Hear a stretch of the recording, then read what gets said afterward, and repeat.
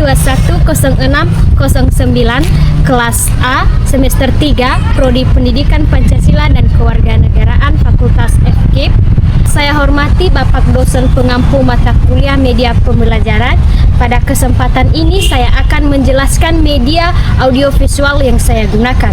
Media pembelajaran yang saya gunakan pada materi saat ini yaitu berupa video interaktif, yang dimana video interaktif ini, video pembelajaran ini adalah yang berupa audio, gambar, teks, animasi, gerak, sehingga siswa dapat mengerti dan mudah dipahami secara kritis, dinamis, dan lebih menyenangkan dalam kelas, dan lebih menggali semangat dan minat belajar siswa. Offering learning adalah pendekatan pembelajaran yang memberikan kesempatan kepada siswa yang menentukan sendiri bagaimana konsep pengetahuan melalui interaktif yang ditayangkan melalui gambar atau video pembelajaran interaktif. Video pembelajaran pada kesempatan kali ini yaitu berfungsi sebagai sumber belajar utama yang membantu peserta didik memahami materi secara komprehensif, yang menjadi alat bantu bagi guru dalam penyampaian materi sehingga menjelaskan materi secara konkret dan lebih nyata dalam tayangan video yang ditampilkan. Adapun kelebihan dan kekurangan pada video pembelajaran, yang pertama kelebihannya yaitu menarik perhatian siswa dalam meningkatkan antusias dalam belajar. Yang kedua yaitu memperjelas konsep pembelajaran yang konkret melalui video pembelajaran. Yang ketiga bisa diputar di tempat di mana saja. Yang keempat sangat cocok untuk metode discovering learning. Yang kelima dapat juga mendorong peserta didik dalam memahami pembelajaran secara nyata. Adapun kekurangannya yaitu yang pertama membutuhkan perangkat seperti LCD, laptop.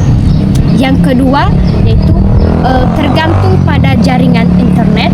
Yang ketiga, video yang terlalu panjang juga dapat mengurangi semangat minat belajar siswa. Yang keempat, tidak semua siswa memiliki akses perangkat belajar mandiri di rumah. Jadi topik pembahasan saya dalam media audiovisual yaitu jenis-jenis norma dalam kehidupan bermasyarakat. Norma merupakan aturan yang menata kehidupan manusia dalam bermasyarakat. Nah, kalau kita lihat dalam kamus KBBI, norma ini aturan yang mengikat warga kelompok dalam bermasyarakat. Nah, kalau kita garis bawahi mengikat, maka norma ini harus dipatuhi semua orang yang ada di dalam masyarakat tersebut. Nah, apabila seseorang tidak mematuhi norma, maka seseorang tersebut dapat dikenakan sanksi atau hukuman. Kita lihat yang ada di Indonesia, di Aceh mendapat sanksi apabila melanggar norma, yaitu dicambuk di punggungnya. Kemudian serta di Papua ada sanksi berupa keharusan membayar denda hewan ternak untuk melanggar norma. Nah, jadi di masing-masing daerah ada sanksi khusus yang ditetapkan di masyarakat. Nah, norma ini terbagi menjadi dua, norma tertulis dan tidak tertulis. Nah, norma tertulis biasanya dirumuskan secara bersama-sama oleh beberapa orang yang mewakili masyarakat. Contohnya adalah peraturan di sekolah. Nah, umumnya ini norma tertulis yang sudah dirapatkan secara bersama-sama. Kemudian ada norma tidak tertulis. Tidak selalu dirumuskan secara khusus, melainkan juga dapat berkembang dari kebiasaan-kebiasaan tertentu.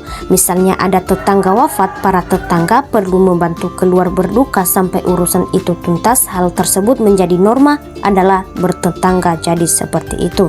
Seberapa penting norma kehidupan kita? Nah, jadi norma ini memiliki nilai yang sangat penting perlu diperhatikan. Yang pertama, Norma ini bisa menciptakan ketertiban dan keamanan bersama.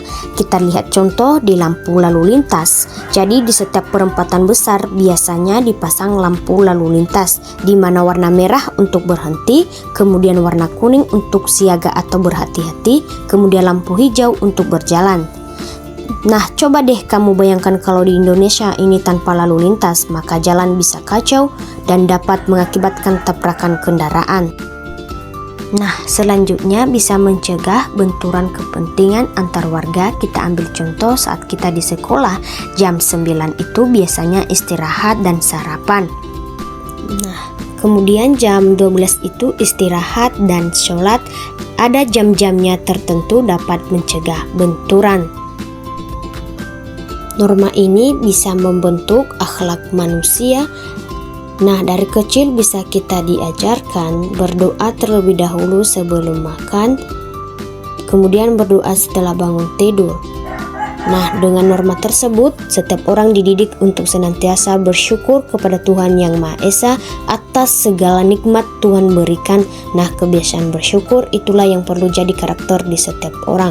Nah, norma ini juga dapat mewujudkan keadilan dalam kehidupan bermasyarakat, berbangsa, dan bernegara.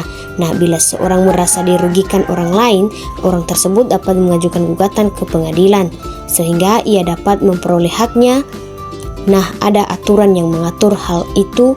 Aturan itulah yang menjaga agar keadilan di masyarakat kita terwujud. Nah, itulah beberapa contoh dari pentingnya nilai norma di dalam bermasyarakat. Nah, jadi dengan adanya pengaturan dengan norma, maka setiap orang akan mendapatkan manfaat yang sama atas peraturan tersebut. Itulah yang melahirkan keadilan bagi semua orang yang ada di masyarakat. Nah, ini sejalan dengan sila Pancasila kelima, keadilan bagi seluruh rakyat Indonesia. Jenis-jenis norma. Secara umum, norma dikelompokkan menjadi 4 kelompok. Yang pertama, norma agama. Norma agama, kaidah aturan yang bersumber pada hukum agama atau kitab suci yang berasal dari Tuhan Yang Maha Esa. Nah, norma ini berisi perintah dan larangan yang bertujuan untuk mengatur manusia agar mendapatkan kebahagiaan dunia dan akhirat. Nah, yang kedua, norma susila atau norma kesusilaan. Norma berasal dari hati nurani, di mana norma kesusilaan ini mengajarkan kita untuk selalu berbuat baik sesuai dengan kata hati. Nah, setiap manusia dikaruniai hati nurani yang dapat membedakan perbuatan mana yang baik dan perbuatan mana yang buruk. Yang ketiga, norma sosial yang bersumber dari tata krama atau kebiasaan masyarakat, di mana norma ini bersifat lokal. Nah, norma kesopanan ini berawal dari hubungan yang terjadi antar manusia yang kemudian membentuk aturan-aturan yang disepakati bersama. Yang keempat, norma hukum. Norma hukum ini merupakan aturan yang mengatur tingkah laku manusia dalam kehidupan bernegara.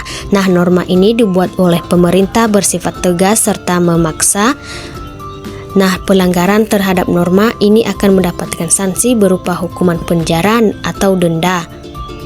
Nah, itulah pembahasan kita mengenai jenis-jenis norma yang diterapkan di dalam masyarakat.